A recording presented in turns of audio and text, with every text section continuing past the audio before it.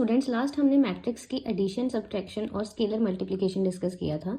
आज हम डिस्कस करेंगे मल्टीप्लिकेशन ऑफ टू मैट्रिसेस, दो मैट्रिसेस। अब लास्ट जो पहले हमने डिस्कस किया था वो था स्केलर मल्टीप्लिकेशन, किसी भी मैट्रिक्स के साथ किसी स्केलर की मल्टीप्लिकेशन अगर हमने करनी है। अब नेक्स्ट जो है हमारे पास, इसमें मल्टीप्लिकेशन हमने दो मैट्रिक्स की आप मल्टीप्लिकेशन जो है उसको डिस्कस करना है। ठीक है जी।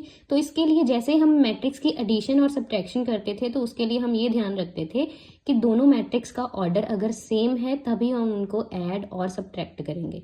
लेकिन मल्टीप्लिकेशन के लिए हमने ऑर्डर चेक तो करना है, लेकिन सेम नहीं होने चाहिए ऑर्डर। उसके लिए एक छोटी सी डिफरेंट चीज है।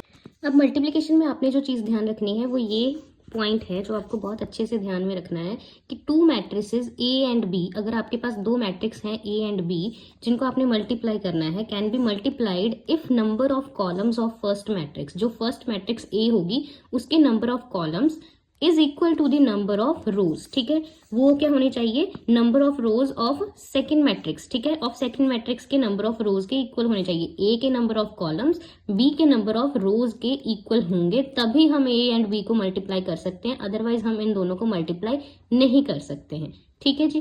फॉर एग्जाम्पल, अगर हम यहाँ पे एक मैट्रिक्स लेते हैं ए जिसका ऑर्डर है 2x3, ठीक है जी, और बी मैट्रिक्स जिसका ऑर्डर है 3x2, तो इन दोनों को हम मल्टीप्लाई कर सकते हैं या नहीं, हमें पहले पता है कि जो फर्स्ट होता है वो क्या होता है, नंबर ऑफ, ये ऑर्डर है मैट्रिक्स का, तो फर्स्ट जो हमारे पास नंबर होता है वो number of row, and second जो होता है वो होता है नंबर ऑफ कॉलम। तो इसका नंबर ऑफ कॉलम है 3, एंड बी मैट्रिक्स जो है इसका भी नंबर ऑफ रो 3 है, नंबर ऑफ कॉलम है 2।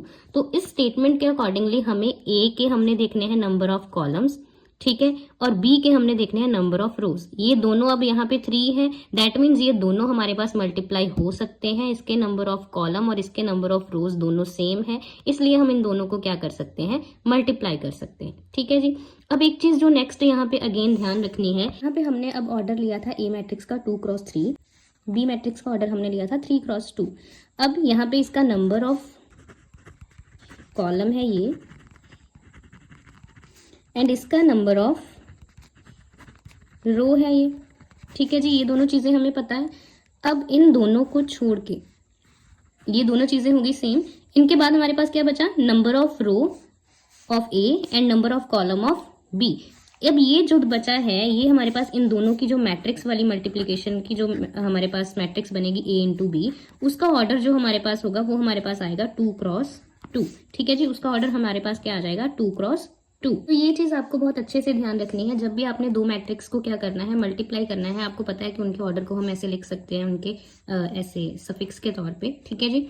तो यहाँ पे जब भी दोनों का मल्टीप्लीकेशन आपने करनी है तो पहले वाली मैट्रिक्स का आपने नंबर ऑफ कॉलम्स चेक करने हैं, दूसरी वाली मैट्रिक्स के नंबर ऑफ रोज चेक करने हैं, एंड जब उनको मल्टीप्लाई करेंगे उनका जो आंसर आएगा वो हमारे पास क्या आएगा, नंबर ऑफ रोज। या फिर आप सिंपली याद रख सकते हो कि जो हमारे पास इन दोनों के अलावा बच गया वो हमारे पास उनकी मल्टीप्लीकेशन की मैट्रिक्स का ऑर्डर होगा। ठीक है, number of rows of A into number of columns of B. ठीक है जी। यहाँ तक हमें ये पता चल गया कि मैट्रिक्स की जब हमने मल्टीप्लिकेशन करनी है तो सबसे पहले उसका ऑर्डर तो चेक करना है, लेकिन जो एडिशन और सब्ट्रैक्शन में करते थे कि इनका ऑर्डर सेम लेके चलना है, वैसा नहीं करना है। Number of columns first matrix के और number of rose second matrix के चेक करने हैं, एंड उसके बाद जो आंसर आएगा उसका ऑर्डर भी चेंज होगा। जैसे हम एडिशन और सब्ट्रैक्शन में करते थे वहां पे जो ऑर्डर दोनों का होता था वही उसके आंसर का ऑर्डर आता था, लेकिन यहाँ पे डिफरेंट है चीज, बस ये चीज का आपको अच्छे से ध्यान रखना है। अब नेक्स्ट है, ये तो था ऑर्डर के रिगार्डिंग कि मल्टीप्लिकेशन में ऑर्डर कैसे लेना है। अब नेक्स्ट है हमारे पास कि मल्टीप्लिकेशन करनी कैसे है मैट्रिक्स की, तो उसके लिए मैं एक एग्जाम्पल लेके आपको समझाती हूँ।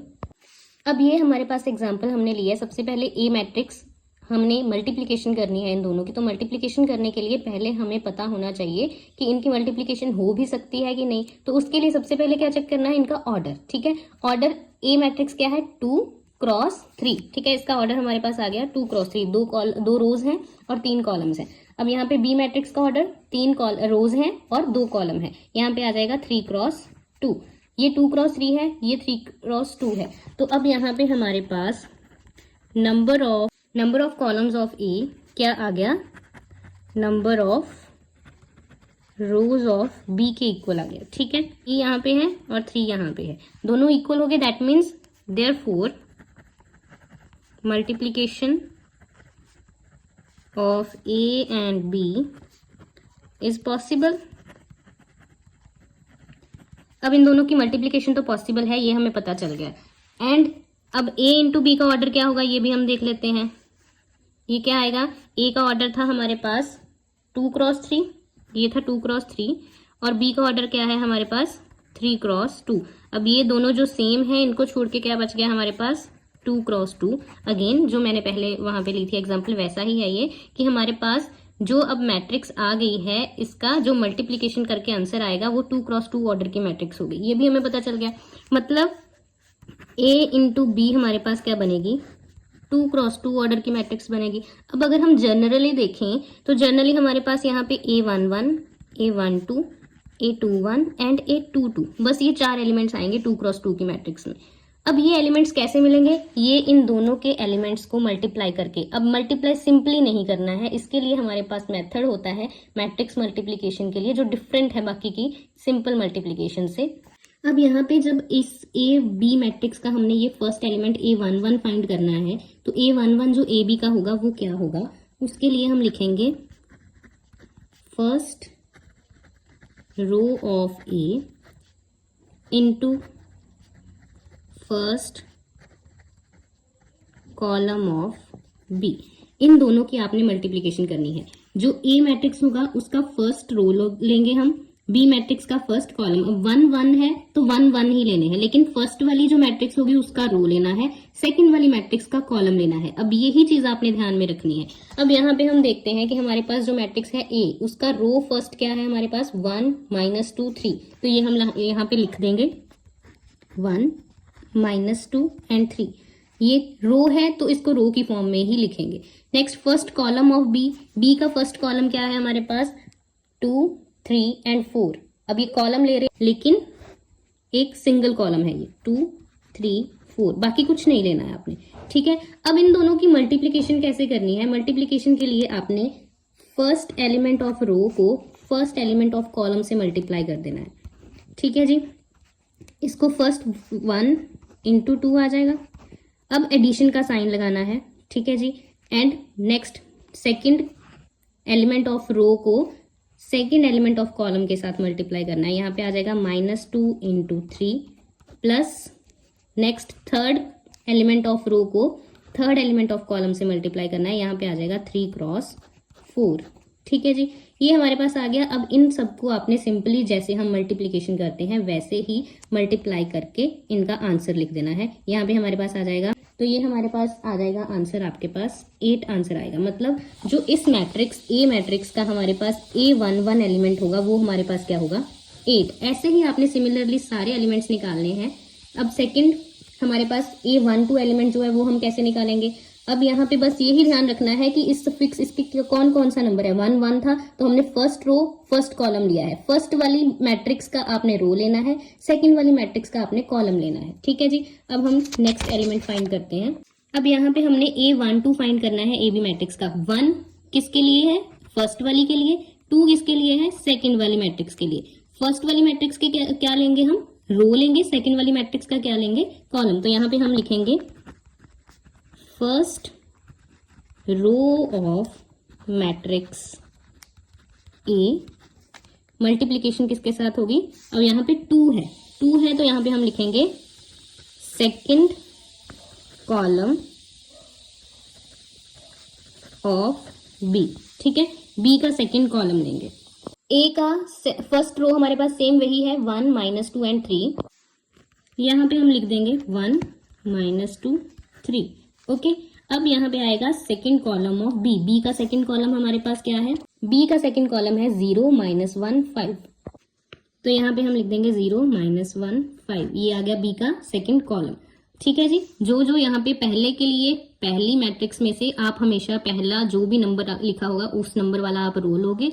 सेकंड के लिए सेकंड मैट्रिक्स का जो भी आपके पास कॉलम होगा वो लोगे। यहाँ पे 2 था तो हमने सेकंड कॉलम लिया है, ठीक है। अब नेक्स्ट मल्टीप्लिकेशन सेम जैसे पिछली वाले में हमने की थी। फर्स्ट एलिमेंट को फर्स्ट एलिमेंट के साथ 1 इंटू 0, सेंटर में आपने एडिशन का साइन ही लगाना है यहाँ पे।